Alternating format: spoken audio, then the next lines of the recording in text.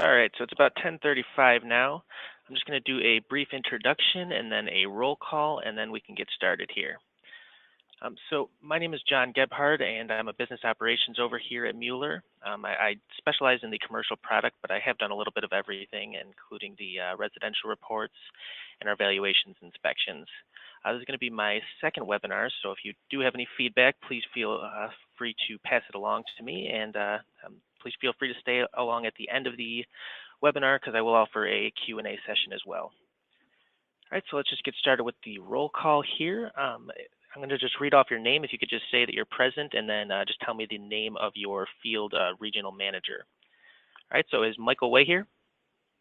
Yes, Michael Way. Mia Kenny is my manager.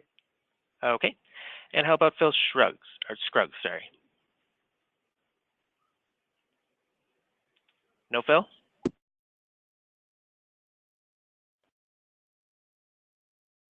All right, how about Mike Calderon?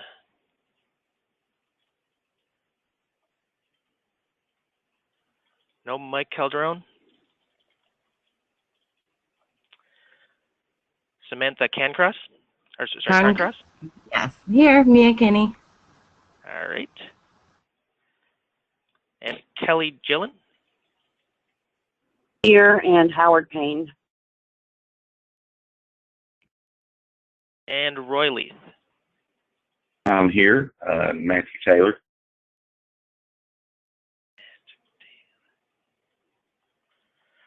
All right, and is there anybody that's present that I have not called?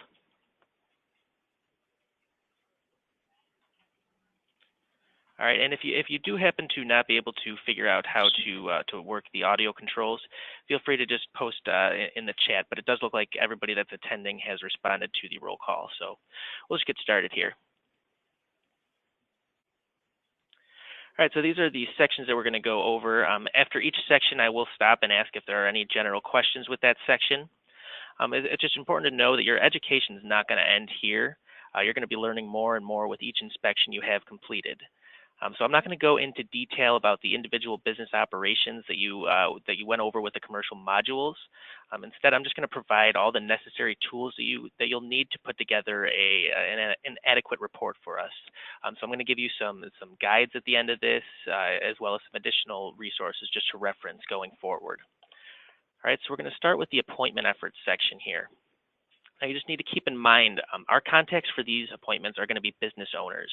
So they're going to be very busy. They'll often be a little bit more difficult to get in contact with, and they may even be a little bit more apprehensive about the inspection. All right, so when you're contacting the policyholder to try and schedule this inspection, it's also important to keep in mind, not all of our inspections are going to be building inspections.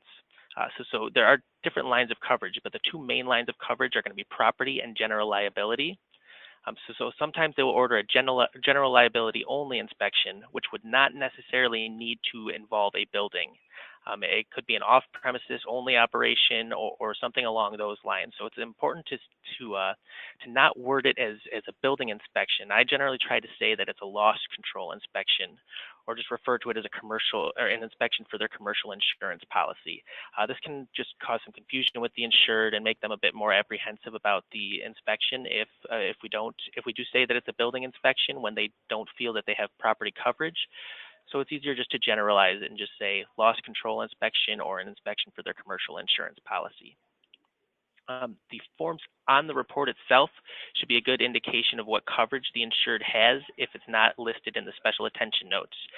We do have some customers that will list the lines of coverage in the special attention notes, or even will attach in a document that lists all of the lines of coverage that the insured has on their policy.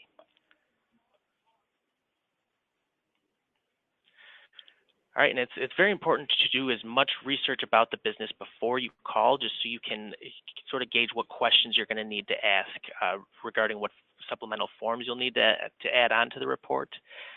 So you should check to see if the insured has a website, maybe do just a Google search, or just try and do whatever you can to get as much information about the business as possible. If you are able to find a website, the hours of operation do help identify when the best time to call the insured is.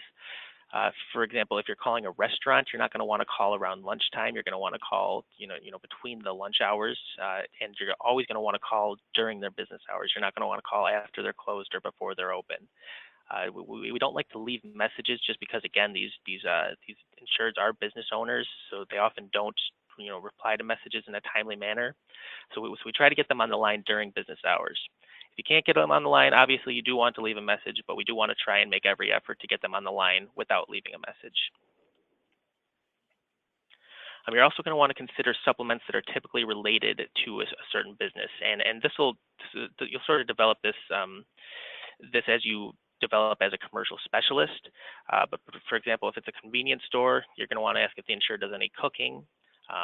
Same thing with a bowling alley. You're going to want to ask if they do any cooking, if they have a sporting goods store or anything like that. So just keep in mind the different businesses that might be related to each other when you're trying to decide which supplements to add to the report.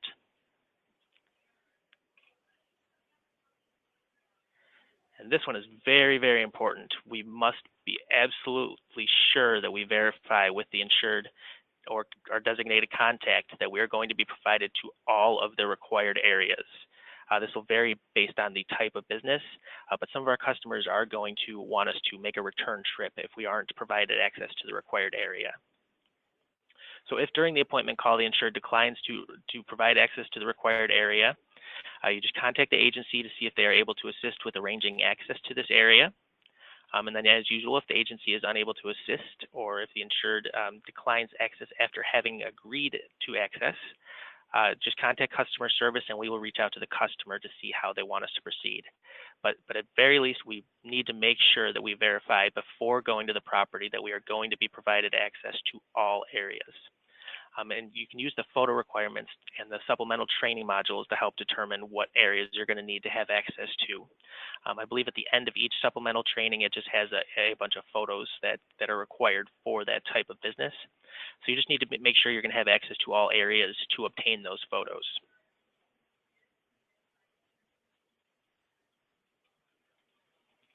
All right, and then there are just some standard questions that I would ask for every appointment call just to make sure that we're getting enough information about the business to prepare us so that we're able to spend the least amount of time on site for the inspection. So the first question I would ask is if the insured owns the building at the location. They might advise that there's no building associated with this business. This goes back to that lines of coverage thing I was talking about. So it is possible that there's a general liability only inspection or it's a job site inspection that they want. So just keep that in mind and don't tell them that you're going to have to close out if they say that there's no building associated with it.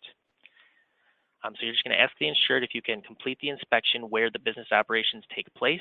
Again, this might be a job site. And then if it does not take place at the address to survey and there are no special attention notes or it's not a job site survey, you're going to contact customer service to verify if the report should be completed as ordered or if it should be converted to a general liability only inspection or a job site inspection.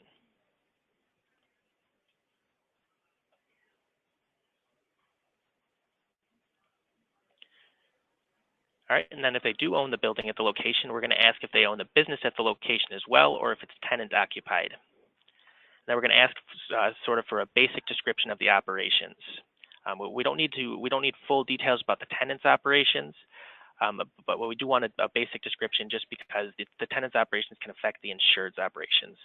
For example, if the insured is just a typical retail store located next to a restaurant, the restaurant is obviously more likely to burn down than the insured building, and then obviously the fire could potentially spread from the restaurant to the insured building. All right, and again, you may need to just ask some additional questions just to determine what supplements are going to be necessary to add to the report.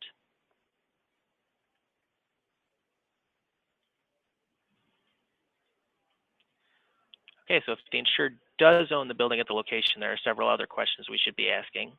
We're going to ask how many buildings are at the property.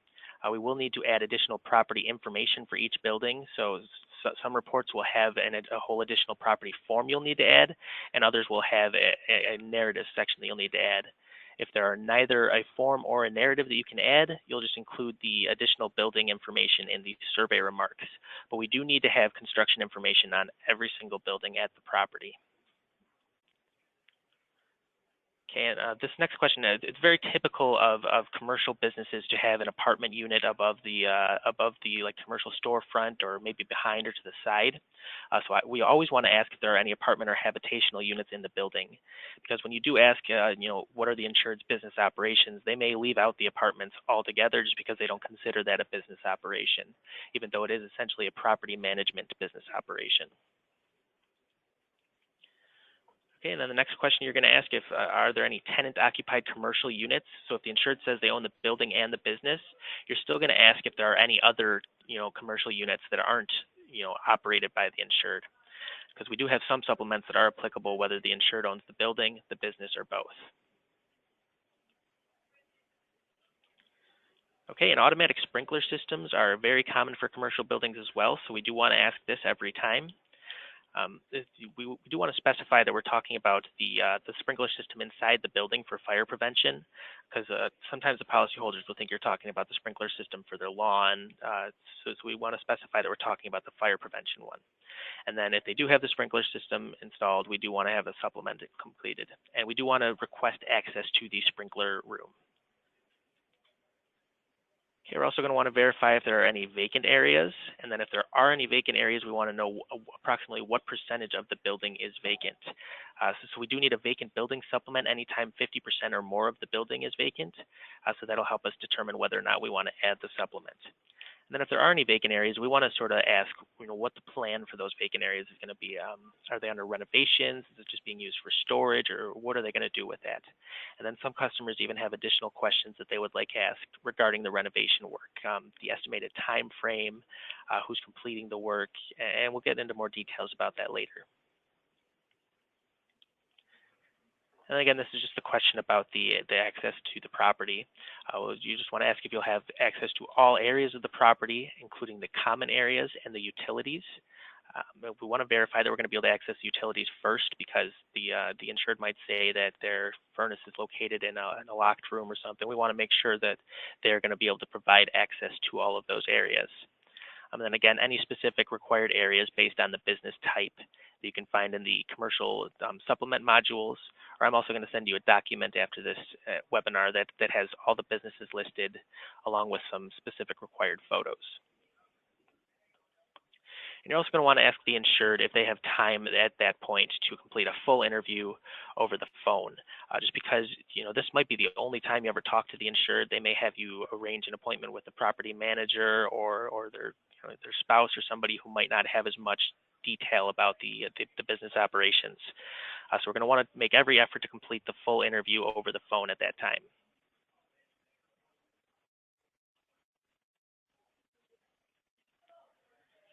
All right, and then this comes up from time to time. The insured may advise that they have already had an inspection scheduled or that the inspection has already taken place. It is possible that the customer has ordered a monoline inspection through us, and then another line of coverage is being surveyed through another carrier or by another vendor. So for example, if the insured has property coverage and liability coverage, they may just order the liability inspection through us, and the property inspection could be done through their, the carrier or another vendor. So if this ends up being the case, don't tell the policyholder that we're going to cancel the inspection or anything like that. Just let the insured know that there may be multiple inspections ordered due to the multiple lines of coverage, but that you will confirm with their agency and get back to them. If the agency is unable to clear this up for you, then you can reach out to customer service, and we will contact the customer to see how they'd like us to proceed at that point. All right, so these are pretty standard, but these are just the appointment efforts that we're going to want to make for the commercial cases. It's a little more important to stick to the appointment, calling procedures, just because again, it may be a little bit more difficult to reach the insured because they're going to be a business owner, and they often want, they're going to be screening their calls. They're maybe not even listen to messages for a number that they don't recognize, because they're really getting calls all the time from people trying to sell them things for their business and stuff like that. So we want to make sure that we leave a message and that we are following up with the agency if we're not able to get through in a timely manner. So the day you receive the order, you're going to want to leave a message and or send an email to all of the contacts provided for the insured. If there's no response after one business day, we're going to want to repeat that process. And then after one more business day, if there's still no response, we're going to want to place one more call to the insured. Don't leave a message though, and then we'll go right to the agency if we're not able to get the insured on the line. If the agency provides us a number and we're not successful with that number, we still want to go back to the agency and ask, is there any additional assistance you can offer with maybe, arranging a call back from the insured, or just, reaching out to them and letting them know that the inspection is needed, because again, they might just be screening their calls or ignoring the messages altogether. And then if you're not able to leave a message, we do want to sort of try in the morning and the night, just because, again, these people are business owners. They might just not be available at the time you're calling. They might be very busy at that time. So we're going to try in the morning and the evening on days 1 and 2. And so we're not going to allow a business day between these because we're not leaving a message. So we don't need to worry about bothering the insured or anything like that. And then on day 3, we're going to again try one more call to the insured and then go to the agency at that point.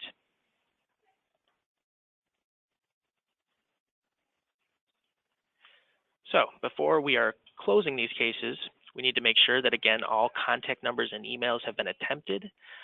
They do often have many different contact methods, so sometimes they'll have to put the information in the special attention notes if it doesn't fit in our current call section.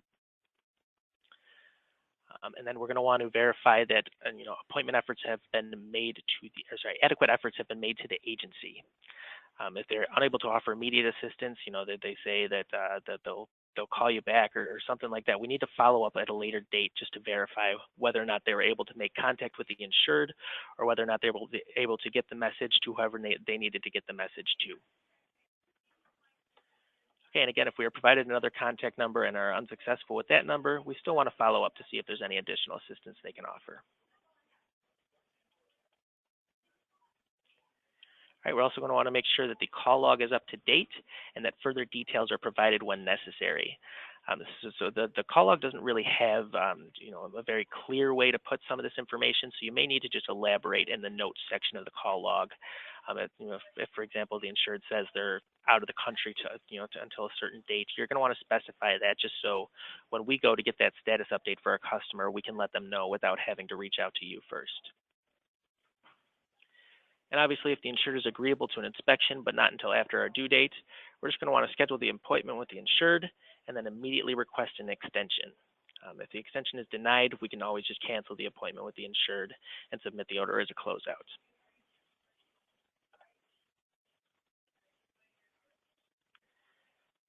All right, so those are the appointment efforts. Does anybody have any questions with that section? Do not. Very thorough. All right, we'll move on to the scope section. This section is a little bit easy, but we need to be very, very clear. This is where you're going to put any limitations that you have to the inspection, and you're also going to include any contact you have. So we're going to want to know the name of the contact you spoke with, as well as the relationship to the insured, and then we're going to want to know, were they unable to provide access to any of these areas, or were they unable to answer any of the questions with our interview?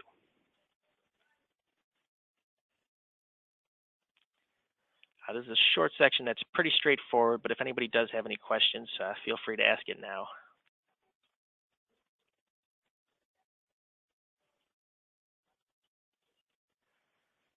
All right, let's move on to the operations section. Some people consider this the most important part of the report. This section is always going to be applicable to the report. I get all the time that somebody will say, this isn't a business, this is an apartment building, and that's all they'll include for the description of operations. Well, it is essentially a property management business, so we're going to want to know, what's the annual revenue they get from their property management business? Do they have any employees that are involved in the property management business, or are they doing everything themselves? We're still going to want the pertinent operational details for their property management business. All right, so this section must fully detail all products and services offered by the insured, both at the address to survey and off of the premises. A lot of the times we'll just get a basic description. This is an auto garage. What we really need to know, this is an auto garage. They do transmission work, they do brake work, they do towing service off premises. We need full details of everything they do. One sentence is never going to be sufficient for this section of the report. And we're also going to want to describe any processes and equipment involved with the products and services offered by the insured, and any employees that are involved with those equipment. And then we're going to want to list the general duties of the employees. And then I will pull up this document. I sort of developed this last year. I pulled some information from our narrative guidelines regarding certain businesses, and then put together, certain other questions for other businesses that we didn't have listed previously. So I'm going to send this to you guys at the end of the webinar, but this is what the document looks like. The blue text is just all the questions that we would want answered for that type of business. And then the green text is all of the photos that we would want for that type of business. It is a bit long, and it still doesn't include every business out there. I'm sure there will be plenty of times where you'll have to contact our customer service team and say, hey, I don't know what I should ask for this business type. But you will sort of get an idea as you work through more commercial inspections what types of questions you should ask for different types of exposures. But this is a great resource to use just to make sure that your description of operations is sufficiently filled out so our quality assurance department can get a good report over to our customer.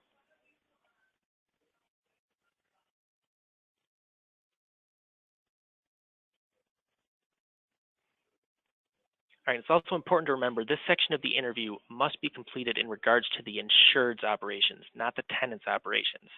So we're never going to want to ask the tenant for their payroll, gross sales, or anything that's strictly related to their business operations if their business operations will not affect the insured's operations. Obviously, if they're a restaurant, we're going to want to know what type of cooking equipment they use. We don't need to specify, that it's a Mexican restaurant or any, details about the business operations, just about what they're doing that could affect the insured's building. All right, so we just need a basic description of the tenant's operations in that section. And then obviously the insured's operations will be listed as a property management business if they are the building owner. All right, we also don't want to press the insured for sensitive information like payroll or gross sales. We want to ask once, but we just want to verify with the insured. If they say no to payroll or gross annual sales or any sensitive information, we'll just say, okay, that this is some information that your insurance provider has requested, but I will mark that you do not wish to provide the information. And then just, again, list that in the scope. Just say the policyholder declined to provide this information. And then we may reach out to the agent to get them to cooperate, or we may just send that information on to the customer. And again, if the insured leases the property to a tenant, the insured's business is a property management business. It'll have sales associated with it, and may have payroll and other business operations associated with it as well.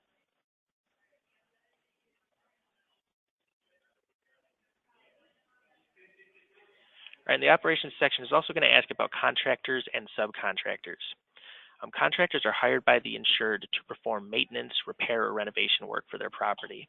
So this is going to be like, the lawn service, the snow plowing service. If they have an electrician just coming in just to work on their property, that'll be included as a contractor. Subcontractors are hired by the insured to perform work as an extension of the insured's business operations. So for example, if the insured owns a pizza delivery service and they hire a different service to actually deliver the pizzas for them, that service will be a subcontractor for them. They do want us to verify if there are any contractors or subcontractors, whether or not the insured has certificate of insurance for those contractors on file. Just evidence that the contractor has insurance in case they, if they damage the insured's building or anything like that, that they are covered. We don't need, visual confirmation of that. We just need to ask the insured if they have obtained the certificate of insurance from the contractor.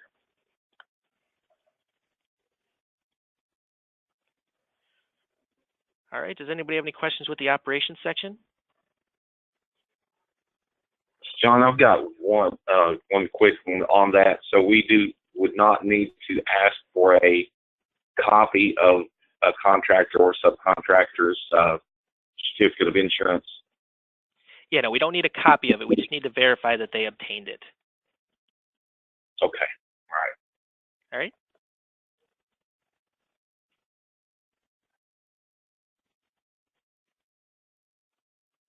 All right, let's move on to the next section for losses. This is a very short section, but all of this information is required anytime they have had a loss within the past 3 years. I believe there may be some reports that specify within the past 5 years as well. So if there are any losses within the specified time frame, we're going to want to know the approximate date of the loss, the approximate amount of the claim, like how much did the insurance company have to pay to have the loss fixed. We're going to want to know whether or not the insured has had repairs made, and then we're going to want to know whether or not there's been any action taken to prevent a future loss. So, for example, if somebody slipped outside of their their property, we're going to want to know, did they put down any carpeting or anything to prevent slipping, or what have they done to prevent the future losses of a similar nature. It's a very short section, but if anybody has any questions on the losses, feel free to bring them up now.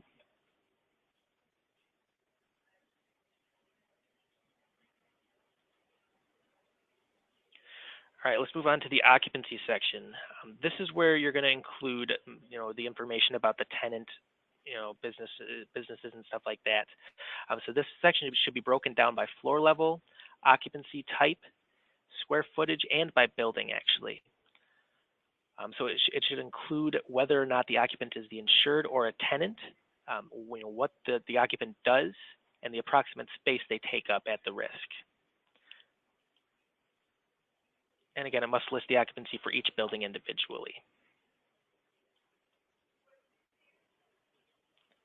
That's going to be the same with anything that'll be exclusive to the building. You're going to want to elaborate on it if we can't just fit it into the forms themselves.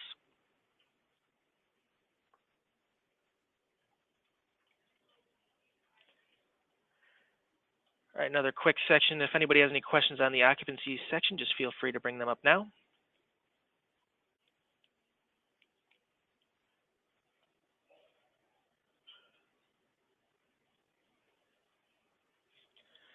All right, this is the construction section. This is where I tend to get the most complaints, whether it be with our square footage, our update years, or our construction class identification.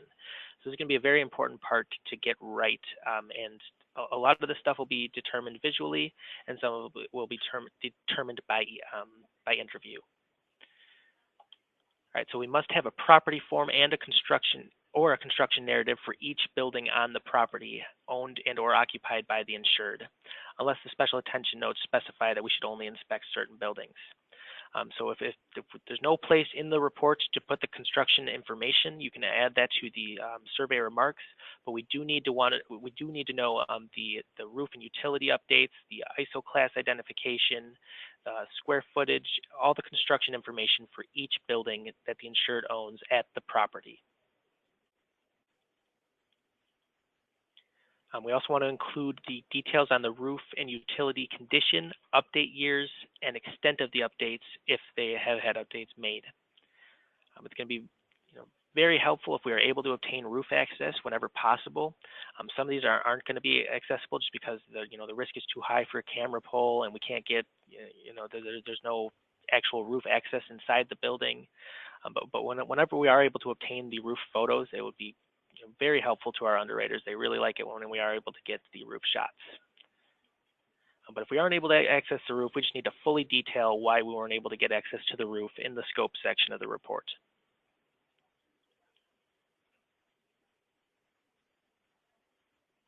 And again, this last section is just regarding the where you can put the construction information if it's not available within the form.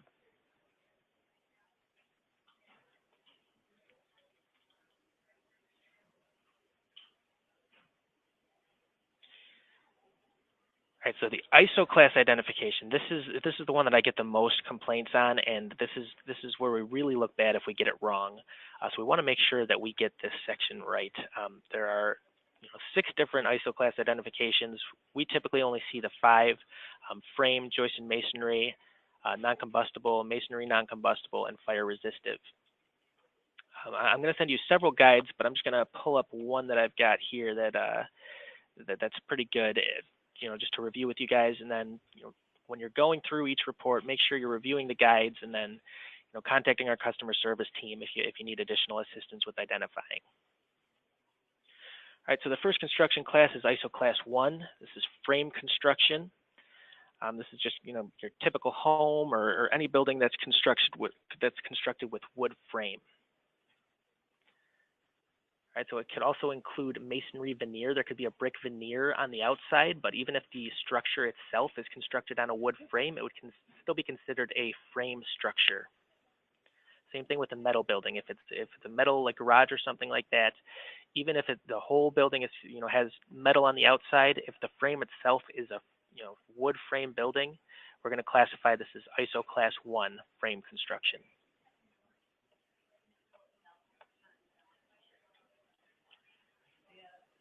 All right, the next construction class is ISO Class 2. This is joisted masonry.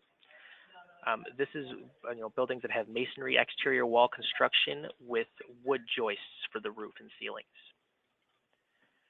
All right, so this one, it's going to be a little bit difficult to determine sometimes if it's veneer on frame or if it's going to be on block or solid brick. So we're really going to want to pay attention to the thickness of the walls. The walls for joisted masonry construction are usually at least 4 inches thick. We need to think of it this way. Are the walls thick enough for there to be a solid brick wall, or are they thick enough for the, if it's a newer structure, are they thick enough for the veneer to be on a, concrete block? Because likely if it's a newer structure that's a brick construction, it's going to be a brick on frame unless it's brick on block, which would have very thick walls. So this one we often confuse with either masonry non-combustible, which I'll explain later, or the frame construction. We really just got to make sure that we're verifying the thickness of the walls and that we're getting this right to determine the correct construction type.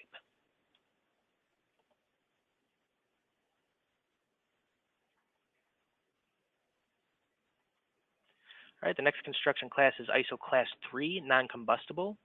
These are fully metal constructions, so the framing and the joists and everything, they're all going to be made of metal. Again, this is not to be confused if there's a a building that looks like this that has wood frame on the inside. That's still going to be a frame construction. All components of the construction need to be non-combustible metal in order for it to be labeled ISO Class 3.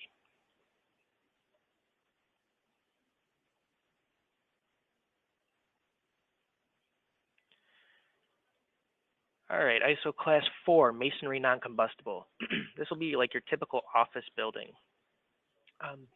The exterior walls of this are going to be masonry construction, so they're generally going to have very thick walls. And then there's going to be non-combustible, slow-burning roof and floors. So they'll either have, either have metal support beams or they'll have like a concrete support system.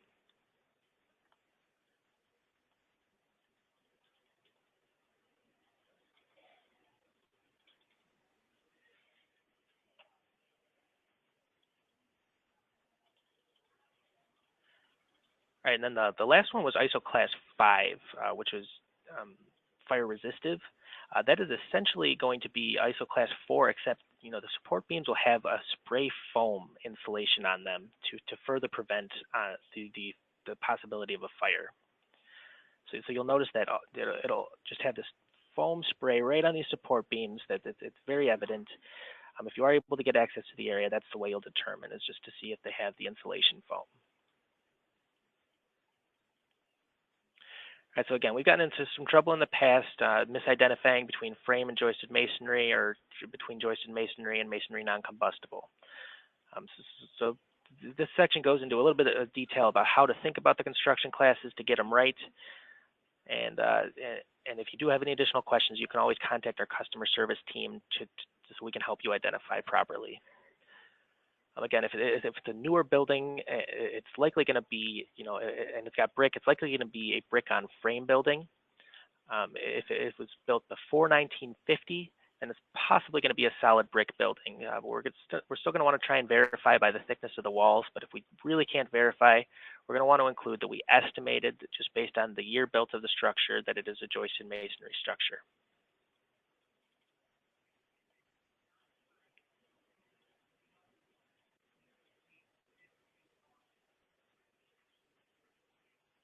And if you do want to help determine, whether or not it's a solid brick structure, it's going to be the same thing that you determine with a residential structure. Again, the thickness of the walls, but also, if they have the the header bricks here, it's going to be a solid brick construction. Brick veneer would just have one solid section just like this, all uniform and identical.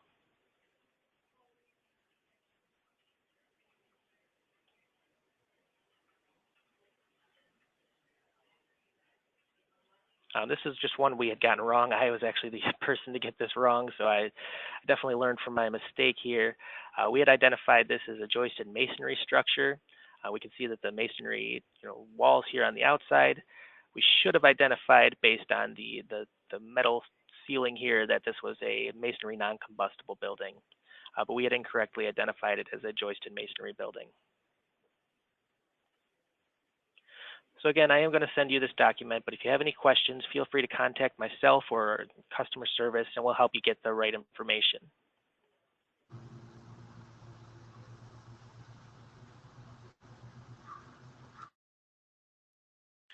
right, does anybody have any questions on the ISO class identification? I have a question. Yeah, I think. Oh, go ahead. All right, I'll go first. So if you have like an addition on a building, so in the training material it was broken down by percentages. What if the addition is like on top of an original, like a masonry building, and then you have now a framed building or construction on top of that? Is that still percentage-wise, or would that be a joisted masonry then? Yes. So for example, if you had a two-story building that was, at one point just a one-story joisted masonry building, and you had just an additional story added above that was frame, it would be 50% frame and 50% joisted masonry. Okay. So whenever there's a combination of frame or joisted, you just break it down to percentages, like she just said. Yes. So they're going to want to, they want the percentages just because they're going to want to know the likelihood of a total loss. So if there's a risk that's 75% frame and 25% joisted masonry, that's obviously a lot more likely to have a total loss than if it were 75% joisted masonry and 25% frame. Right. Okay. It wouldn't have as much damage. Yes, correct. Okay. All righty. Thank you. Oh, I appreciate the questions. The last group wasn't quite as lively. All right, so some additional information we're going to want to gather about the construction is if there's any renovation work, we're going to want to know the expected start date the expected start date and the estimated completion date of the project. We're also going to want to know what type of work is going to be involved in the renovation project, who is performing the renovation work, and the estimated cost of the renovations, and what types of materials are going to go into that renovation. We're also going to want to verify if this renovation is going to cause the insured's business operations to be interrupted. They do have a line of coverage that's specifically called business interruption, which is essentially if the insured's business is going to be halted for a certain amount of time, they're not going to be getting business income for that amount of time. So they would want to know how long are these renovations going to cause the insured to halt their operations for. When we ask who's going to be performing the renovations, are we asking for a specific company name, or like are you doing it, or is a contractor doing it? We're going to be asking if they're doing it, are they having their employees doing it, or are they having a contractor do it? That's a good question.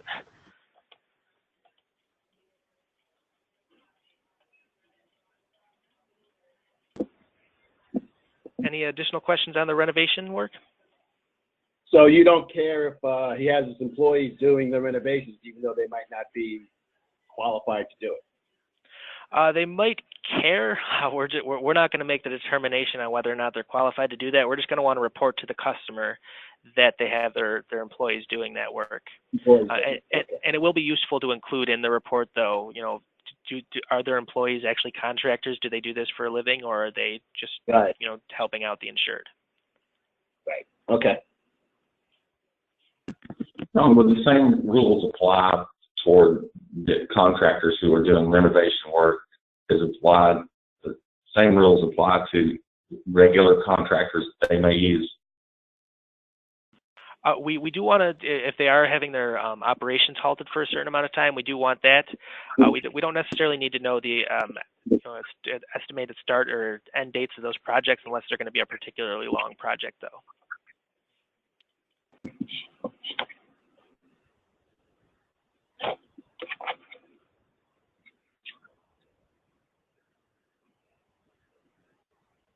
All right, let's move on to the common hazards section. This is another short one.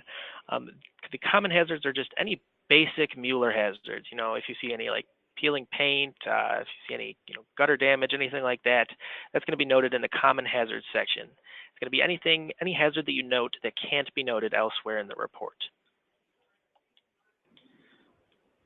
And then any other hazards that are unique to the business, those would be considered special hazards.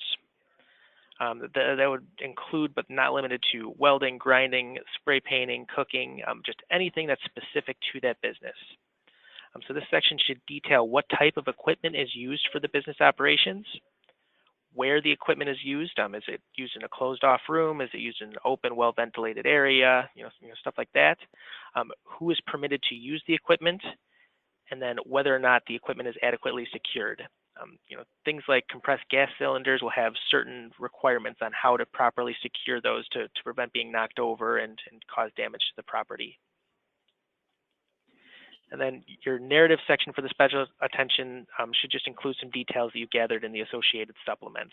So if you had a commercial cooking supplement, just say it's a restaurant that uses such and such cooking equipment, and the alcohol and food sales are broken down as follows. Information like that.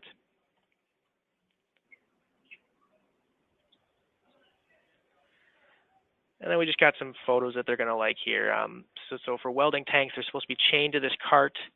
If they're not in use, they should have an end cap over them. Any fuel tanks should be protected from collision from these balusters, or like a raised concrete section here, just a barrier to prevent a vehicle from hitting this fuel tank. I'm saying the same thing with the pumps. They want them on a raised concrete island, and they want the protection against the possible collision here. And then the pumps will also sometimes have like a sprinkler system installed right above here for fire prevention. So we're going to want to include any details about that, the model number for that, and any inspection details that are available to us for that.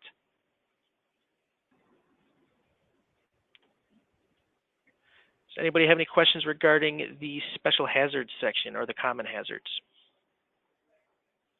With the special hazards, you got to take a picture no matter what, even if it's right or wrong. Like it's shown there, it has all the posts, it has a sprinkler system. Photos must be taken. Correct. Again, stick to the photo requirements as closely as possible. It does specify, fuel, pumps and tanks, and then anything like welding equipment, they're going to want photographs of as well. We don't want to go too crazy with the photos. I'll get into this later, but it does take a lot of time for us to remove photos in our quality assurance department. And a lot of our commercial customers, they really don't want a ton of photos with them just because it makes the report a lot longer. But again, we do want it'll list the required photos at each section of the supplement modules, but any pumps and tanks we're always going to want photographs of. Okay.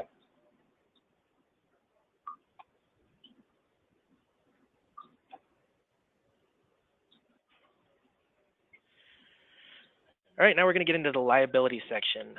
A good way to think of this is it's pretty much anything that's not exclusively property related. So if somebody could trip and fall, if there's anything that could cause injury to a pedestrian or anything like that, it's going to fall under the liability section of the report.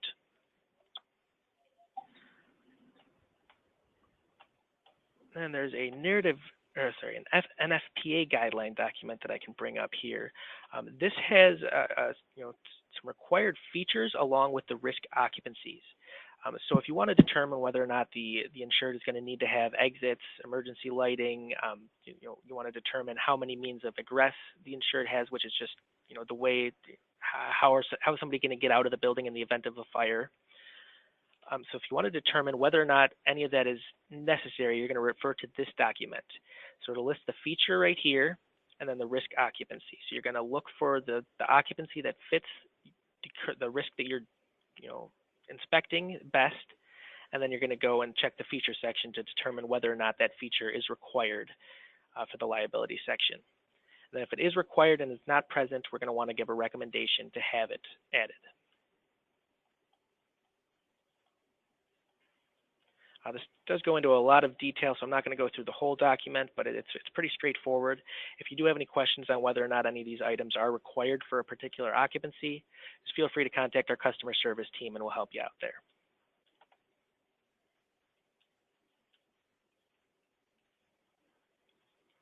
Okay, and animals are going to be a little bit different with the insured, with the commercial properties, just because they may or may not be involved in the insured's operations. As always, we want to make sure that we are noting within the report and within the photos if there are any animals present. And then with the commercial inspections, we're going to want an explanation of whether or not the animals are involved in the insured's business operations. And then if they are, we want to know how they are involved in the insured's business operations.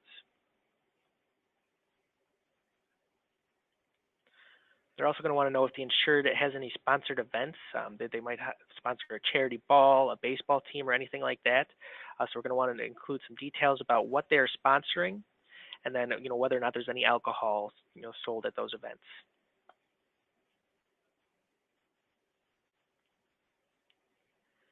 Does anybody have any questions regarding the liability section?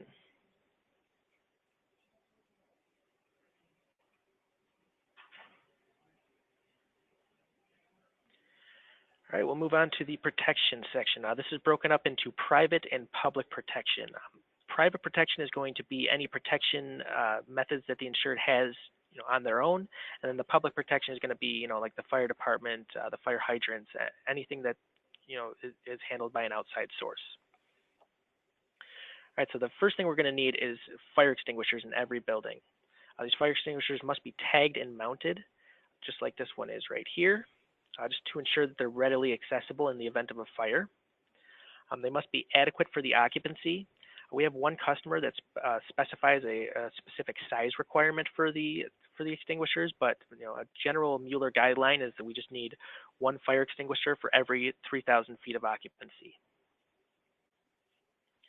This is a good example of a fire extinguisher that's not mounted, that's not acceptable. It's just not readily accessible in the event of a fire. So we're going to want to provide a recommendation to have them mount this up to the wall. Then this inspection tag right here will have the date of when it was last inspected. These are required to be inspected annually. So if they were inspected, greater than a year ago, you're going to want to give a recommendation to have them inspected as soon as possible, and then annually thereafter. And then this extinguisher right here is a K-type extinguisher. This is required in all kitchens. If there's any grease, lead, and vapors produced with the kitchen activities, so if there's any deep fryers or any work with grease at all, they're going to want this K-type extinguisher in there. They typically look like this. They're the silver extinguishers, not the red ones like the ABC. And again, they need to be tagged and mounted as well in the kitchen area. If you do find this outside of the kitchen area, the recommendation should be made to move it into the kitchen area.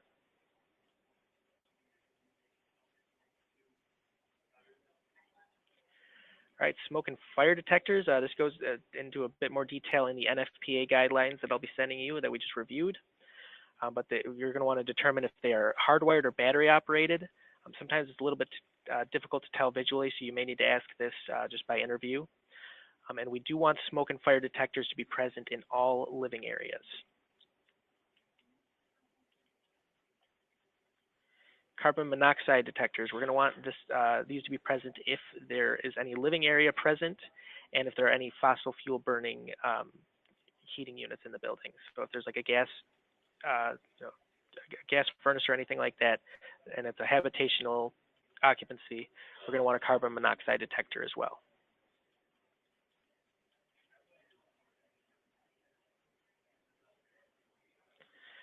All right, and the insured might also have some alarm systems, either for security or for fire alarm.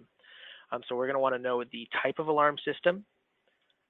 So we're going to want to know if it's a centrally monitored alarm system or if it just sounds locally, if it's just an alarm that sounds within the building and doesn't go to any central source. That'll just be a locally sounding alarm. If it is a central alarm, we're going to want the monitoring company. And we're also going to want the percentage of the building that is serviced by the alarm. Okay, so again, there are local sounding, central station. There's some that are a combination, and then there are some alarm systems that'll, alarm directly to the police department or fire department.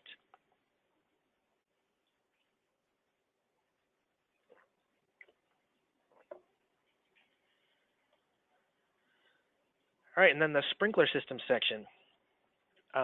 So this is a very good example of providing the required photos for the sprinkler system. This one got a decent number of requirements in one shot here. We got all the supply lines, the gauges here, and the control valve. And then if there is one present, we're also going to want the fire department connection photographed as well. So we do want to verify if the main valve is open at the time of the inspection. When it is open, you'll be able to see the threads here. If it was closed, you wouldn't be able to see the threads on the valve. We just want to verify if the valve is secured in the open position. That's what this red band around here is for. They want it chained or secured in some way in the open position as well. So if it's not secured in the open position, we're going to want to give a recommendation to have it secured. These systems also need to be inspected annually. So if you check out the inspection tag here and the system was serviced over a year ago, we're going to want to provide a recommendation to have the system serviced annually, and then again each year after that.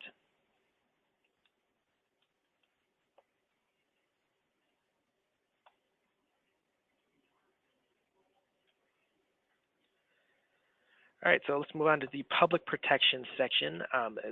We're mostly trying to give enough information to our customer so that they can determine the insured's protection class. This is determined by the distance to the fire hydrant, the distance to the fire department, the number of fire departments in the area, and the type of fire department that is present. We don't specifically ask for the protection class, but again, we provide the information to our customers so that they are able to determine what the protection class is.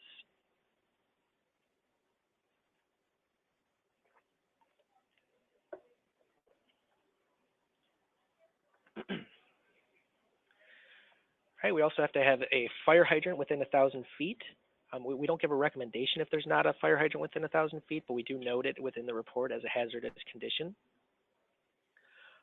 If you're unable to view any fire hydrants at the property, you're going to need to ask the insured for the location, and then you're going to need to verify that there actually is a fire hydrant present there. Then if there are any alternate sources of water, if there are no fire hydrants, like a pond or a big water tank or anything like that, you're going to want to include that in the report as well.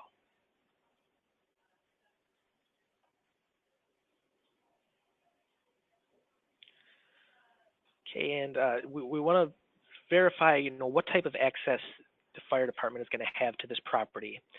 Is this a rural area with a seasonal road that isn't plowed that's going to cause some difficulty for the fire department or emergency vehicles to get access, or is this a very easily accessible property?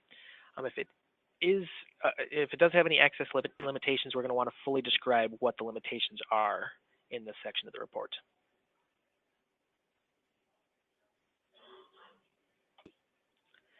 Does anybody have any questions with the protection section?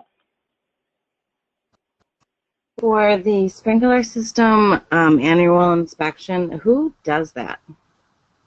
It would be, I believe it's the same company that would do the fire extinguisher inspections. So that would be, it would be listed on the tag who's doing the inspection. It would be a hired contractor to do the inspection. And you don't need to include that in the contractor section. Just including that the sprinkler system was inspected by this company out in the report will be enough there. No, I know. I just get asked a lot, like when I give a recommendation, if it's been inspected or not, the insured, and even in residential, will ask me, well, who do I call for that? And I don't usually have an answer, but.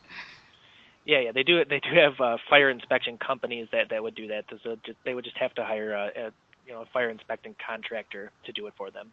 Okay.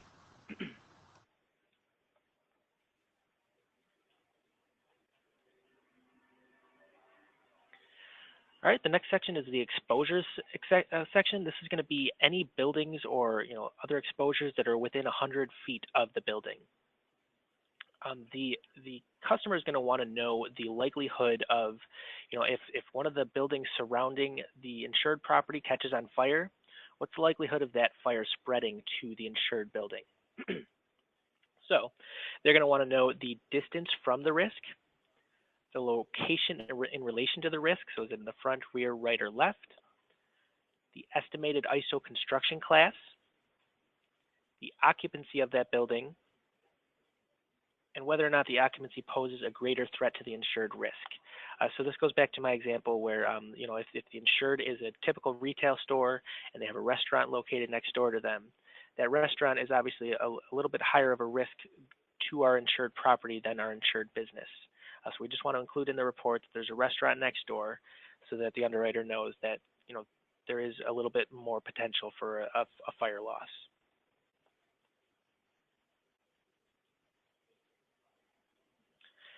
Does anybody have any questions regarding the exposures? Oh, and before I forget, we do not need photographs of the exposures unless it's like a building that's falling apart or vacant and vandalized, or unless the customer specifically requests for it. So we do have some customers that'll have in the stamps that they want photos of the exposures, but these are just generally they don't want the photos of them just because it'll add unnecessary space on the report.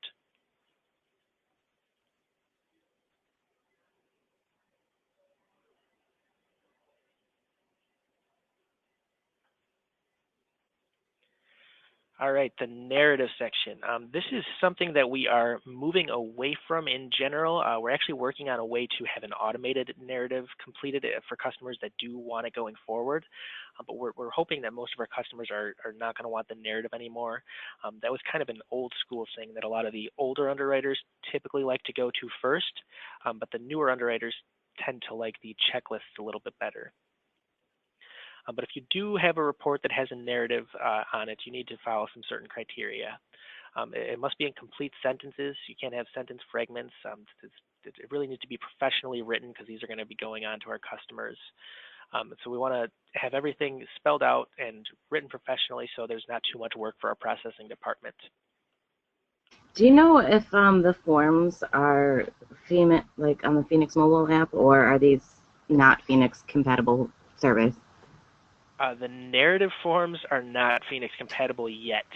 We are working on a narrative for Phoenix, so it's going to be a little bit of a mix. I'm going to send you some examples of the different commercial report types we have after this, but you will be pulling some that are Phoenix available and some that are not Phoenix available. I just know that to get them all to Phoenix though. Okay, I know that like some of the Phoenix forms now, and I know it's an ongoing process, but like some of the drop downs and doesn't give you like an other. I just never know what to do with things when there's no other and there's no drop down that's like applicable. So I mean, we'll still use the narrative for that, but like it's just tedious, I guess. Yeah, if you do encounter a situation like that, our customer service team would certainly love to know about that. We could either, if we are able to find a good place to put it, we can let you know where that is, or we can contact our IT department and have a better place. I have noticed there are some sections that used to have an other answer that don't have another answer anymore. Right. And I've asked to get some of those corrected already, but if you do notice anything like that, please definitely let us know, and we'll make sure you have all the information you need to put in the right place. All right, great. All right, so this narrative is pretty much like the high value narrative at the end when you describe room by room? Yes, we don't need to describe room by room so much, but it is similar to the high value narrative. Similar to that, right? Yeah, the yes. one a little more detailed. Yes, and it does have a narrative guidelines section just like the high value narrative, which really goes sentence by sentence what you need to have in it. And I will send you what I used as a template, but it's very useful to use templates for these narratives just to reduce the amount of desk time you're spending on these. So for example, I would just type out pretty much every single sentence that I would put into a report, and any of the things that I can fill in with like fill in the blank things, I would just replace it with a bunch of X's and maybe bold it so that I know on my Word document as I'm going through the report that each thing is addressed individually, but it really helps put together the narrative so you're not spending too much time typing out the same thing over and over and over and over. Over and over. Yeah. So again, I'm going to send you my template just to help you out, but you're probably going to make your own and develop your own resources to help make your desk time a bit quicker for you. Jonathan. Go ahead, Samantha. Oh, I said you could finish it. Mine was kind of a new question. No, I was just gonna say I just used the yacht lines that they sent me for the high value, and I still use them. It was a great layout. Good. I wanted to know if you've ever worked in the field. I have not. I'm actually hoping to get some field work under my belt this summer. I'm a manager over here, so I sort of, when I do it, I've got to volunteer my time to do it because I've got other work that I've got to complete as well. But I really want to get out in the field sometime this summer. So. Well, I just wanted to say to the rest of the group then, and I came from QA, I was there for 8 years, but the voice to text using the mobile app like saves tons of time on the narrative, especially for high value reports. I mean, you got to go back in and proofread yourself because it's not the greatest quality wise, but that saves a ton of time. Like when I get back in my car, I quick kind of read myself all my notes, and then it's already there, and then I just have to proofread it. Awesome. Yeah, I definitely appreciate that tip, Samantha. I'll certainly include that in my next webinar as a suggestion for people. Yeah, Tom had actually mentioned that he used to do that as well. I hadn't really thought of that as something that would help us with the narrative, but I can definitely see how that will save you tons of time out in the field when you're trying to compose these narratives. Right, and there's a section too that it's a voice to text, or it's like an audio note that you can even give yourself, so that when you're doing the report, you can just listen to it and type it up. And both those tabs aren't visible to QA or the customer, obviously, so they're only visible to field reps. So anyway. Great. Well, that's very good to know. Thank you.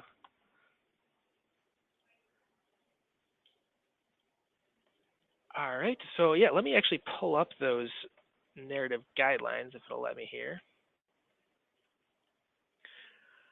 So this is where the link takes you to if you do click the narrative guidelines. It has each section that I've gone through here, and it sort of goes sentence by sentence what you need to include in each section. So I would very, very closely stick to this when you're putting together your narratives.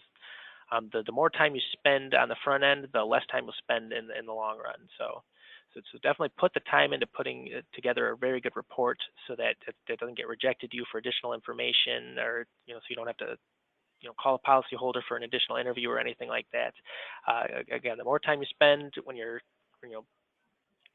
researching to complete the appointment call, the more time you spend on the interview, the more time you spend preparing yourself for the inspection, the more time it'll save you in the long run.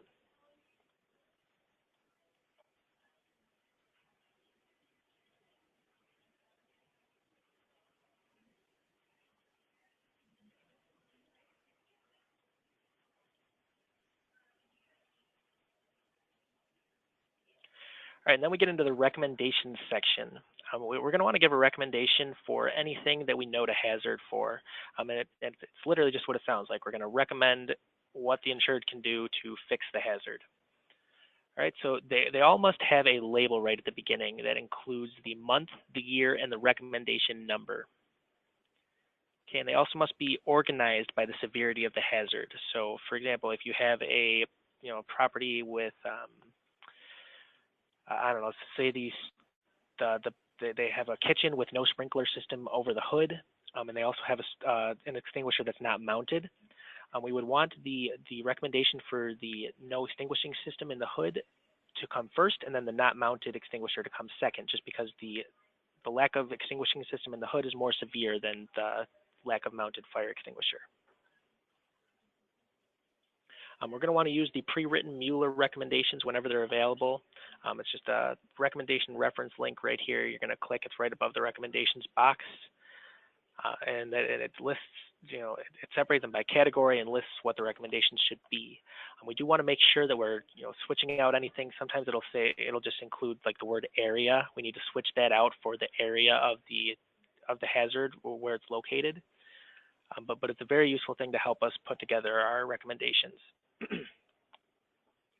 If you're unable to use a pre-written recommendation, you can write a new recommendation, which will need to include 3 different items. The first sentence will need to include an explanation of the hazard, and that should include the location of the hazard as well. We've gotten in trouble with this in the past. For example, we had one strip mall, and there was an electric panel with some open breaker slots in it, and we had just said that there were open breaker slots in the electric panel. We didn't say what unit they were in, what section of the building the electric panel it was in, or anything like that. We just said there are open breaker slots in the electric panel. So the customer came back to us and asked, what electric panel is that? We want to make sure we're as clear as possible as to the location of the hazard in our recommendation. Okay, the next sentence should be an explanation of what could happen if the hazard is unresolved. And then the final sentence is just an explanation of what can be done to correct the issue. And I do have a document that I will send you guys as well. This is what we use in QA to compose our recommendations. It's not widely used by the field just yet because it was sort of something that one of our QA agents had created, but this really helps save some time. So right up here, you've got the month and year. This will obviously need to be updated every year and month. But that section will you literally just edit that section and it'll update the recommendation format for you. This is the hazard list right here.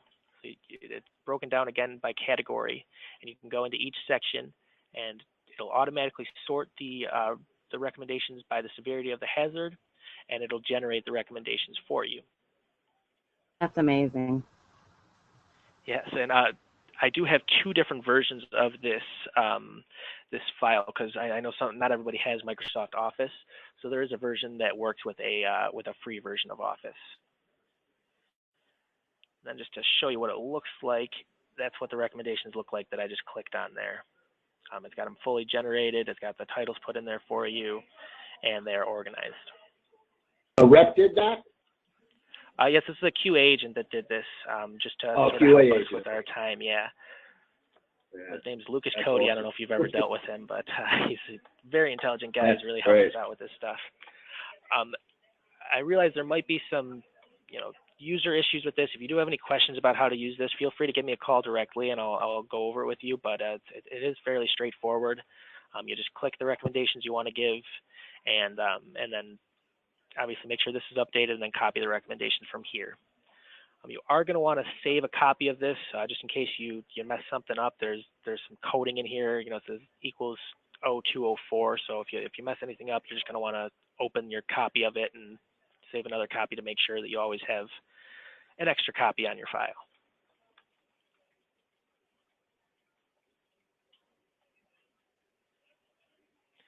Right, so hazards should also be tailored to the line of coverage. For example, if the underwriter ordered a general liability monoline policy, we're not going to want to give a recommendation for a property-related hazard. We're also going to want to make sure that we absolutely note the hazards everywhere that we need to note them within the report. So they all must be noted in the hazard tag or label if there's no tag on the photos. Within the form itself, so where you're actually answering the questions, we need to note that, and then within the recommendations as well. So I typically, whenever I'm doing my QA process, I go through all the photos, and I have a Word document up as well. So as I'm going through the photos, I'll just note all of the hazards that I notice, and then as I'm going through the report, I will make sure that I check off the hazards to note that they're noted within the report and recommendations as well.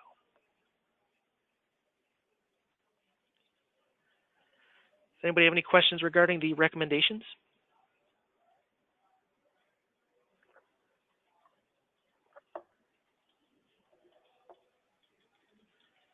All right, let's move on to the supplements. I do have one supplement guide for you now for the old legacy full commercial reports, but I'm also going to get a Phoenix supplement guide out as well. As soon as I have that created, I'll send it to you. But I'm going to send you all the resources that I have currently available today at the end of this webinar. So it's going to be your responsibility to identify when the supplements are needed and to add the supplements to the report if they are needed. If there are certain customers that have some specific requirements, which will be listed in the stamps, maybe they don't want any supplements, or maybe they only want supplements under specific circumstances. So definitely review that to make sure that the supplements should be added, but you all should be able to add the supplements yourselves now. I know in the past you would have had to contact your manager to have the supplements added, but I can't remember how long ago it was now, but several months ago we had it switched over so you can all add the supplements yourselves. So if for some reason you aren't able to add a supplement that you need, just feel free to contact our customer service team, and we'll either make it so that you are able to add it, or we'll add it manually ourselves. And again, I'll get you out those supplement guides for the applicable forms. These should be referenced until you've memorized all of the supplements we offer. They should really be referenced every single time you're setting an appointment, just so we can make sure we have all the required supplements on the report. You don't want to tell the policyholders this, but we do bill for the supplements. So whenever we are able to get a supplement on the report, it's always an added bonus there. Do we get added case fees if there's additional supplements?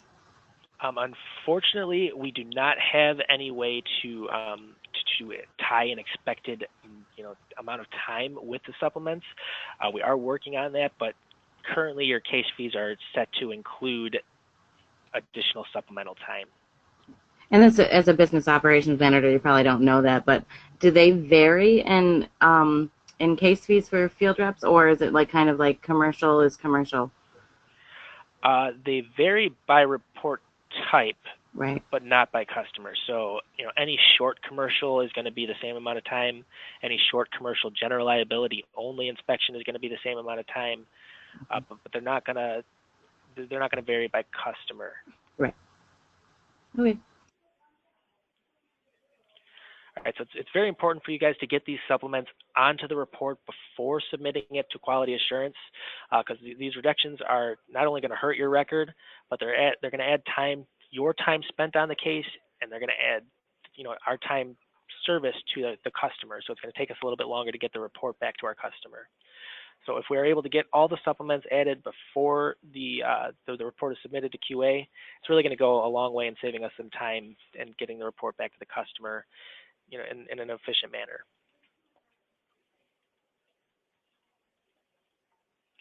All right, and this kind of goes along with the supplements. Each of these additional coverages has a supplemental form with them, but these are specific lines of coverage, so we don't want to include the form unless that specific line of coverage is listed on the policy. So for example, if there's a commercial, if the insured owns a vehicle that they use for their business operations, unless there's commercial auto coverage on the policy, we don't need the commercial auto coverage. Same thing with the liquor liability, the product liability and completed operations, and the workers' comp. We don't want these forms on the report unless they are part of the line of coverage. If they were already on the report before it got to you, definitely leave them on and complete them. But don't add these yourself unless it specifically states in the report that they are necessary. And I guess just for like learning curve, so like when we're first starting out and we're not sure, is it better to add it, or can we call customer service on site, or like I don't want to miss it, but like it's a learning curve, we kind of got to figure out when it comes in play. Yes, definitely. When in doubt, add it. I would, if you have time, I would contact customer service before you submit the report for processing, just to verify. But when in doubt, add the supplement just so we're not missing any details that we need. I am feel free to give me a call directly if you're on site and have any questions or anything like that. We're also looking into having a sort of a call center for you guys to call for commercial specific questions, so that no matter what, every time you call into our office, you get somebody on the line that's going to be able to help you right then and there. And maybe even we'll look into getting like a general email that you can send for less urgent things that you don't need an immediate response to. But I always want you guys to have some resource available if you need it. So I'm going to give my contact information at the end of this webinar, and then we're going to look into getting a call center for you guys to call in.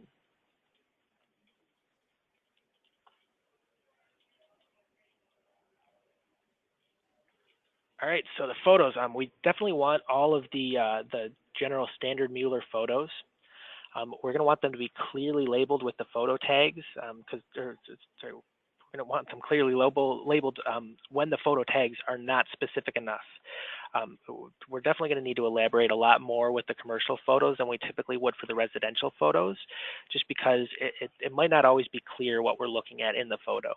So definitely look at all your photos from an outside perspective.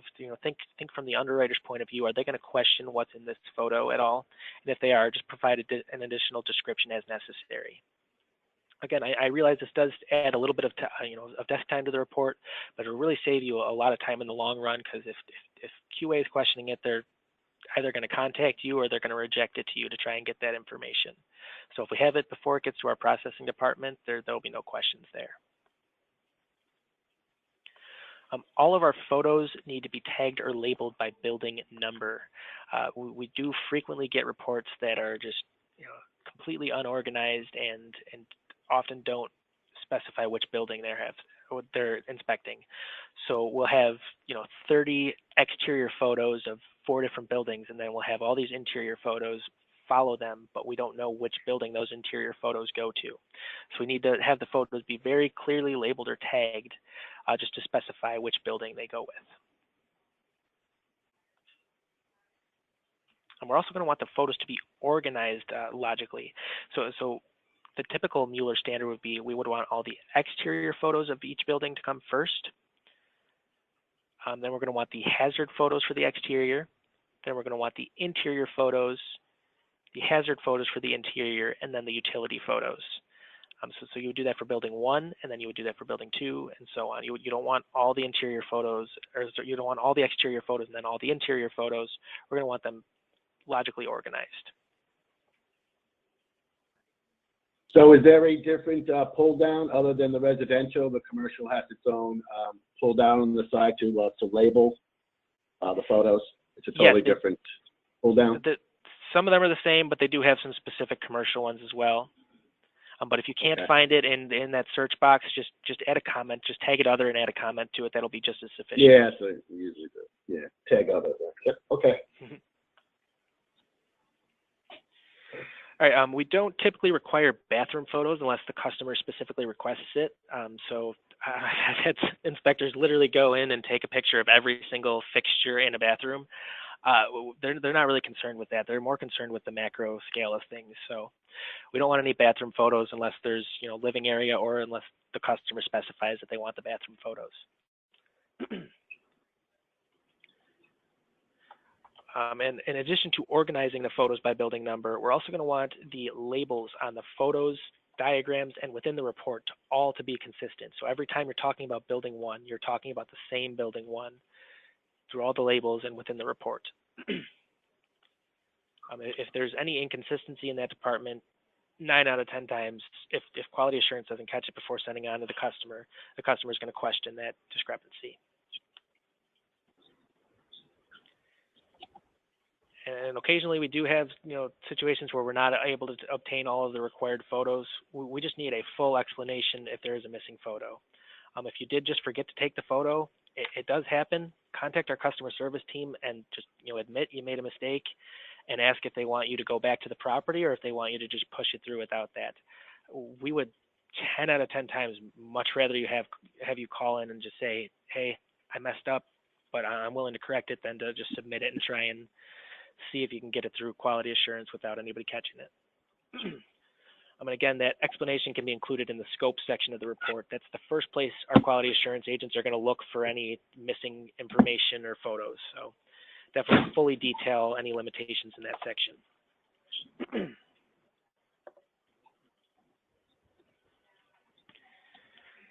All right, we only need 1 of each of the required photos. You can take additional photos if absolutely necessary. For example, if you literally can't get a whole side of the building in one shot, you can take additional photos. But if one of your photo subjects is clearly visible in a previous photo that you've already taken, you can just use that previous photo and make sure to label that.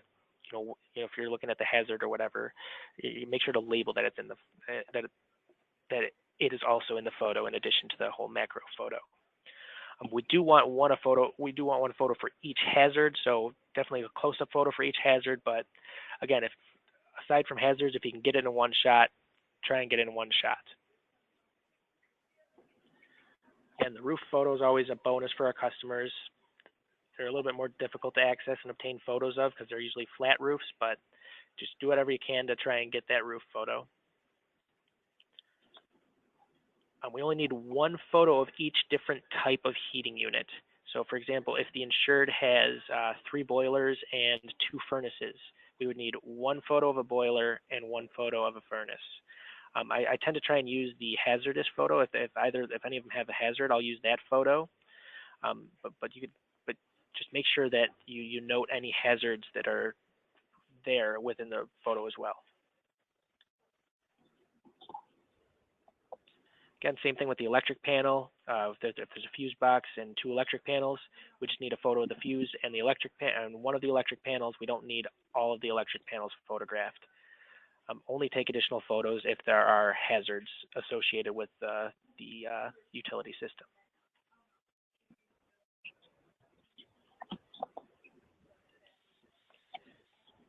Plumbing is pretty straightforward. Just one photo of the plumbing supply lines. Outbuildings, we're going to want to sort of, treat these as individual instances. So if you have a shed that's not really being used for the business operations, it's just a very small shed that they're strictly using it for storage, and the insured doesn't want to let you inside, you can just take one photo of each of the front right corner and the rear right corner each, and that'll be sufficient for the outbuildings. But if it is a significant building, the larger building that does have some business operations included in it, we're going to want to make every effort to get the interior access.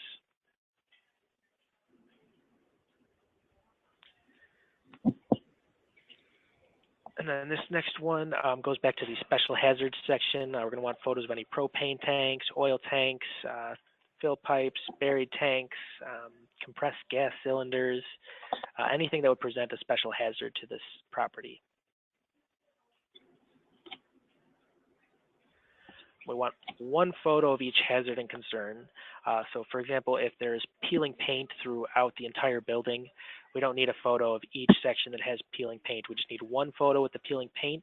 And then in that photo and in the recommendation, we just need to describe all of the areas that are affected by that particular hazard.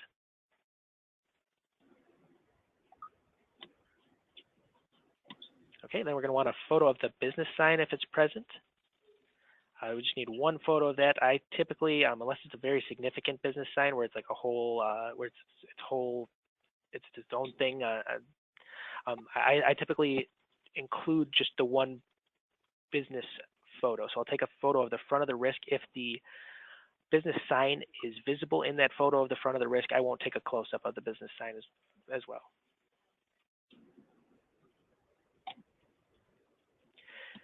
And then anything from the required commercial supplements. Again, at the end of the commercial supplement modules, it lists the required photos that are associated with those supplements.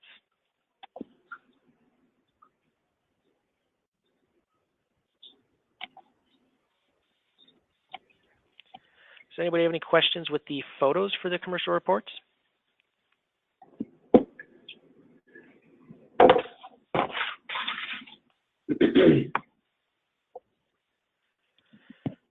All right, let's move on to the diagram section.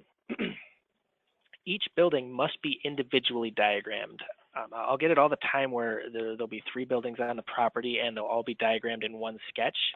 We need to add an additional sketch for each building as necessary. I'll show you how to do that in a minute when I pull up the example. If the insured owns multiple buildings, in addition to the individual building diagram, we also need a commercial layout diagram, which will just include all of the buildings, and it'll provide the distance between the buildings, as well as the location of the buildings in relation to one another. And then again, if there are multiple buildings, each individual diagram must be labeled with the building number, and that label has to be consistent with the photos and with the report itself.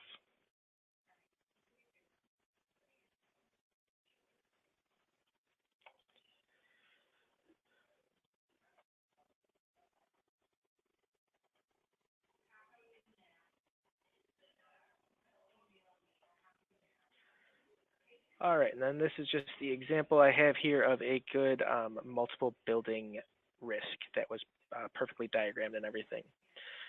So we see they have, I think there were 6 buildings. They have 6 buildings at this property. Each of them have their own individual diagram.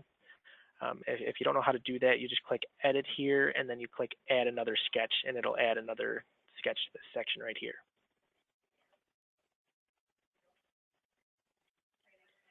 And then when we get to the commercial layout diagram, this is where all of the buildings are included. If you do have any questions on this, please let me know, just because I want it to be very clear on how to complete this. You don't need to draw each building to scale again. You've already done that with individual diagrams. You can just take the square tool, draw a square for each building, label it by the building number, and then you're going to draw a line between each building and stamp the distance between the buildings. Again, this is just, the customer wants to know if there's a fire in this building, what's the likelihood of that fire spreading to this building? If we receive separate cases for each building, do we still need to do that sketch? Yes, I would play it by ear. If they're all related to the same policy, I would include it all on one sketch. But if they're all like individual apartment buildings, you can just include the information in the exposures section of that report. Okay, so if they're all under the same policy, then do the sketch. If not, then don't. Yes. You don't need to do the sketch if you do it on all of them. Just do it on the first one, and then just say that commercial layout sketch represents all of the reports. Okay. Generally, with the commercial reports, if they're at the same property, they're going to be included on one report. So if you do have any questions on that, contact our customer service team to determine if they need the reports separated into reports or if it should just be completed as one report. But generally, if they're located at the same property, we put them in one. Yeah, I received one that has 3 different buildings and they're all separate reports. And are the buildings like right next to each other? Yes. Depending they're all on within probably 10 feet of each other. I would suggest contacting customer service just to verify if they want that combined into one report, because some of our customers will prefer that we'll take it upon ourselves to just put them in one report if all the properties are located like right next to each other and you can walk to each of them. But if it gets to the point where you have to drive to the next property and you can't get to them, well, generally if they have that in one report, you want to contact customer service as well to see if they want you to separate it into multiple reports. Okay. Yeah, there is a 4th property as well, which you do have to drive to, but the 3 of them are like directly right beside each other. And I do have another question. It's a little unrelated to the sketch. When I did receive the cases, it came through with like all of the forms are all for apartment buildings, but none of them are apartment buildings. They're all for a business. Do you by any chance recall what customer that was? It is Toscano Agency. And they, the special attention notes said they were apartment buildings, or were there just apartment forms on it? The forms. Oh, are you talking about the LPPs? Yes. Okay. Those are typically ordered for tenant-occupied residential units. Unfortunately, Toscano has been ordering them for some commercial buildings. For those, I tell you, just replace the apartment supplement with whatever a supplement you can find applicable to it. If the special attention notes say that supplements are as needed for exposures discovered, and then just put one sentence in the bottom that just gives a very basic description of the business operations. Those reports are a little bit cheaper than our full commercial reports. We don't give them all of the details that we normally would, but we do give them a basic description of the operations, and then we'll give them a supplement if they request it. Okay. All right. Thank you. No problem. All right. Does anybody have any other questions about the commercial layout sketch? I really want to make sure everybody gets this one right.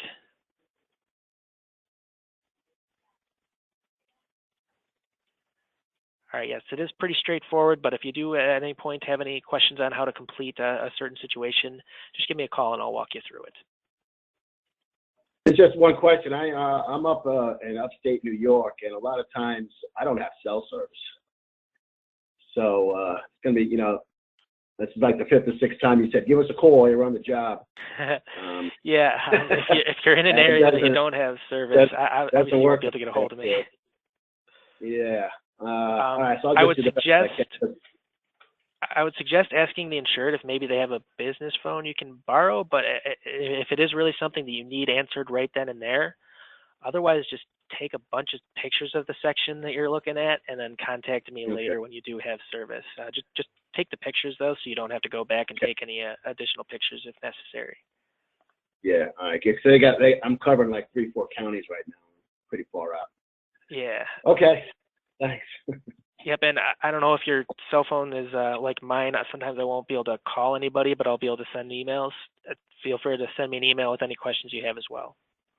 Okay, great. I'm also considering maybe having like an IM service or something added, just so I don't know. I really want to make myself and our commercial team accessible to anybody that has questions. So I'm looking into various options to get you the information you need with that. But for now, you can just use my contact information if you have any questions.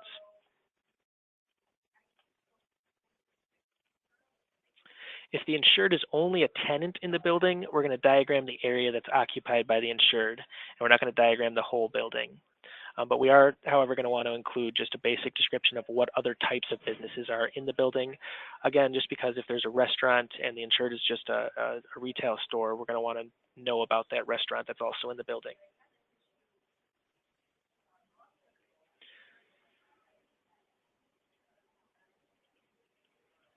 All right, and for the commercial calcs, most of these are completed by our quality assurance department, just because they're using like a third-party app that we don't have integrated with our system yet. We do have a couple customers that are using the 360 value calc. This for commercial is a little bit newer to me, so I can't go too far into detail with it, just because it does switch a lot of the information that's expected just based on the type of business that you're inspecting. But I'll sort of generally go through what the calc asks and how you can prepare yourself to complete the calc adequately. All right, so this one's already been completed, so I'm just going to hit edit here. And it's just got some of the basic information that we would typically ask in the beginning sections, just the property slope, the site access. This will again go back to, will somebody be able to access the property easily, or is it a little bit more difficult to access? Got the year built, the number of stories right here.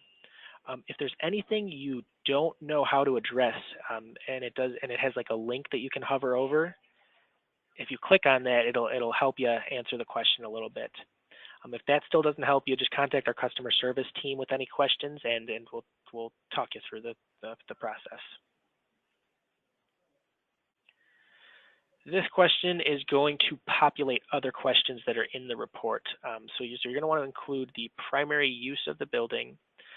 Just pick the one that goes closest with it. There are a ton of different options for each thing, so just do your best, and quality assurance will make any adjustments that need to be made. Since you don't have any specific criteria for this, you won't be case issued or anything if you get it wrong. But just do your best to pick the closest one you've got. Again, same thing with the quality. Just do your best to pick if it's economy, standard, above average, or premium. And if a customer has any specific requirements on that, we'll handle that in our quality assurance department, or we'll include those specific requirements in the stamps.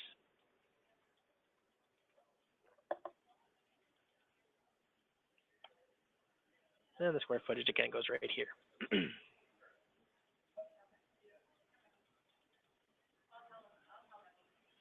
If it's an exterior only report, you're going to click the exterior shell only section here.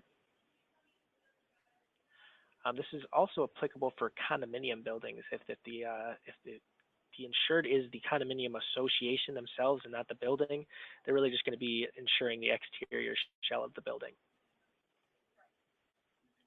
At the average story height, they're going to want to know the number of units if there's a residential. So if there's 4 apartments, you'll include 4 units in that as well. This goes to the ISO class identification. So they just want to know, what's the construction of the supporting walls on the exterior of the building. This is not to be confused with the interior partition walls. Those are typically just going to be frame anyway. They can be block as well, but this is strictly asking about the exterior supporting walls. This one's pretty straightforward, just the foundation shape. Is it L shape, T shape, U shape, Z shape, or a regular shape? I'm sure there's lots of different shapes they could have put in there, but just do your best to pick the closest one. Then obviously the foundation type, typical of our residential reports as well. And the quality, again, just use your judgment on this. And we'll have quality assurance, if the customer has any specific criteria, we'll have quality assurance alter as needed.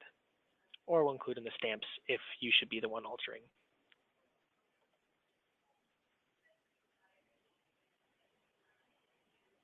All right, foundation material, it's pretty typical of the residential.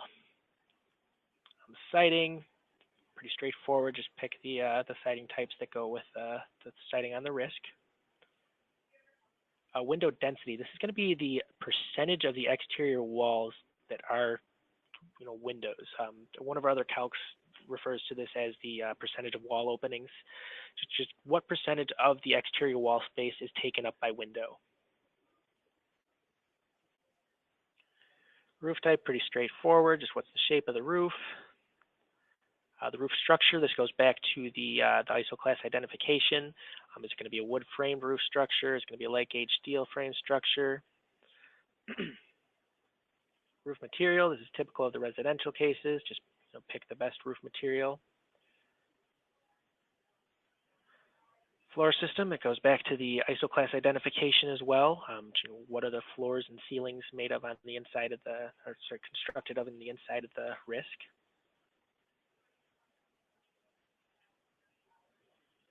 And then this asks about the interior partition walls.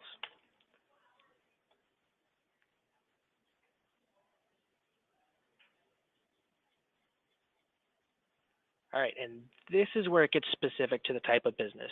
If you selected a restaurant, it would ask what type of cooking equipment and other information in there. So this is where it'll really help to do your best with the pre-notification call to the insured to get as much information about the business as possible.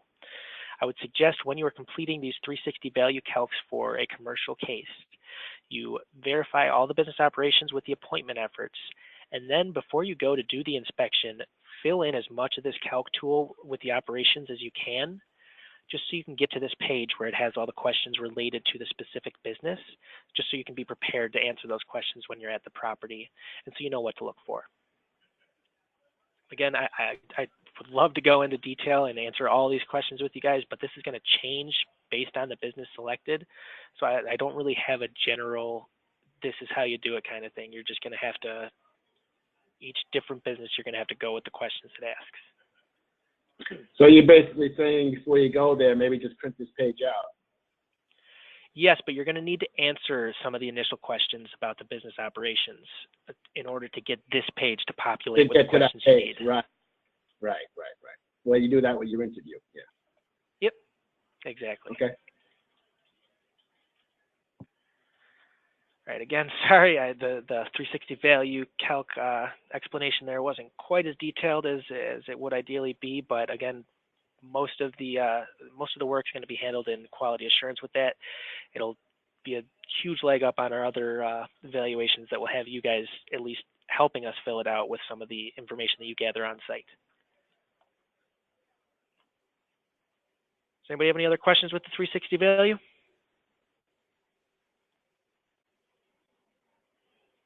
Yeah, we only have 2 customers that I know of that are using 360 value right now, so you may never even see this calc tool as well. Except for on residential, because we do have a lot of customers that use it for residential. I have been told that these are supposed to start coming in pre-filled with information that they gathered via interview with the insured when they're setting up the policy. So if that information is already in there, just use it to help you verify the information. And then if anything is outside of what they had previously entered, just comment on that in the survey remarks. Just say, hey, this RCT came in with this data and it was altered based on field findings.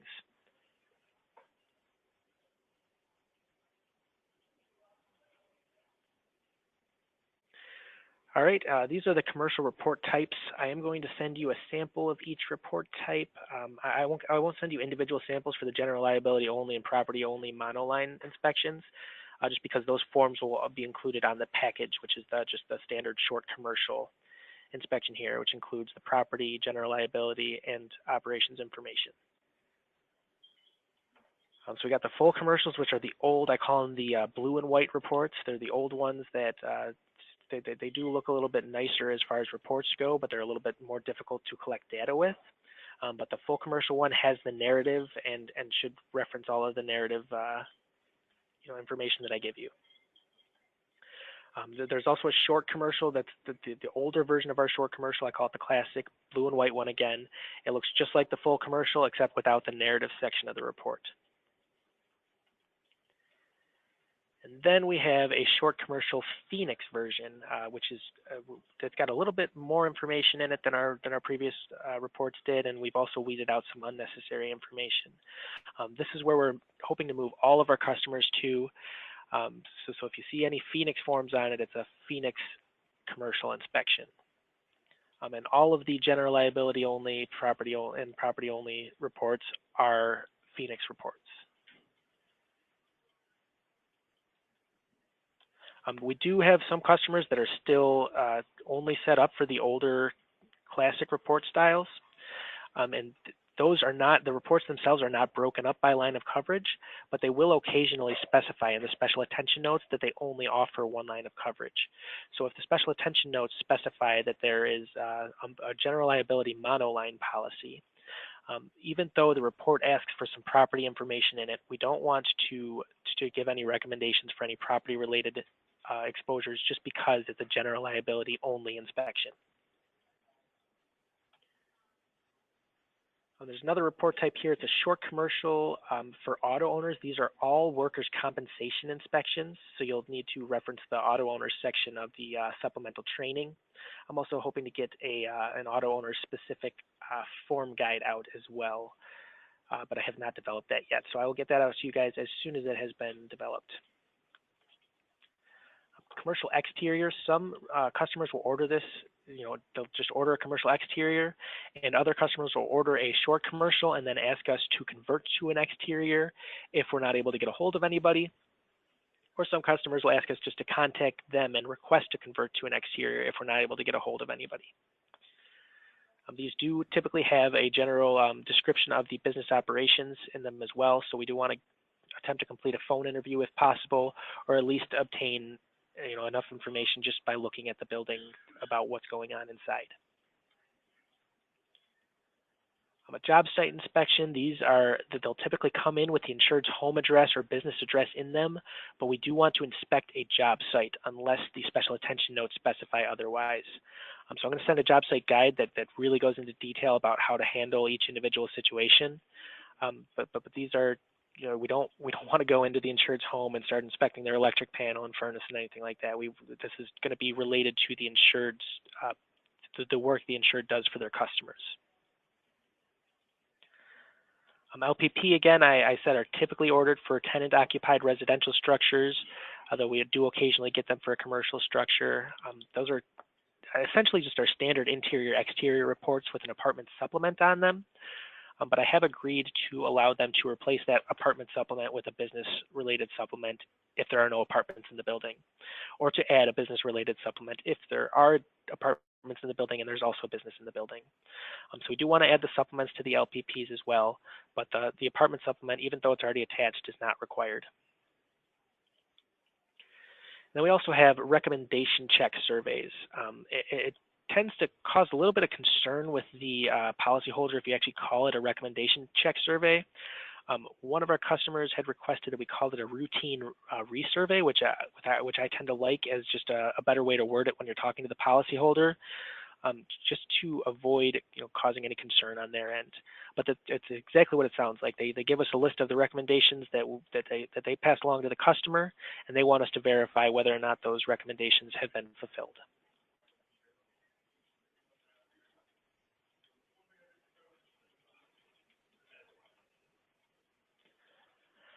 All right, well, that's all I got today. I'll sit around for a little bit longer just for a Q&A session if any of you guys have any additional questions. If you did have any questions that you weren't able to figure out how to handle the audio controls, please feel free to add them to the chat section right now and I'll get back to you. But here is my contact information if you have any questions going forward. Like I said, I'm going to send you guys out a bunch of different resources after this webinar, probably later this afternoon. And we're also working on a more central location for you guys to call. But in the meantime, just give me a call at either of these contact numbers, or if it's less urgent, you can send me an email right here. Is there any on-site training with these, or we just go for it? This was essentially your on-site training. If they do, you might want to ask your manager if you would like that, if they have a field trainer in the region that is able to train with you. But they typically have you guys go and complete these without any on-site training for them. Okay.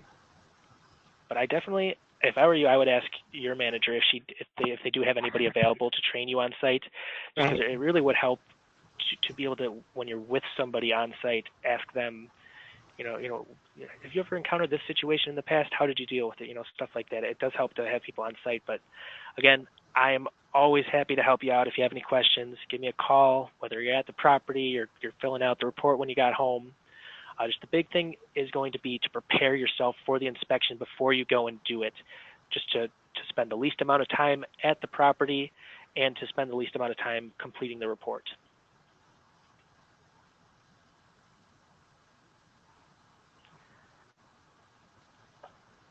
All right, well, that's all I've got. If you don't have any additional questions, you can feel free to sign off now, or just stick around. If you have any questions, you can ask.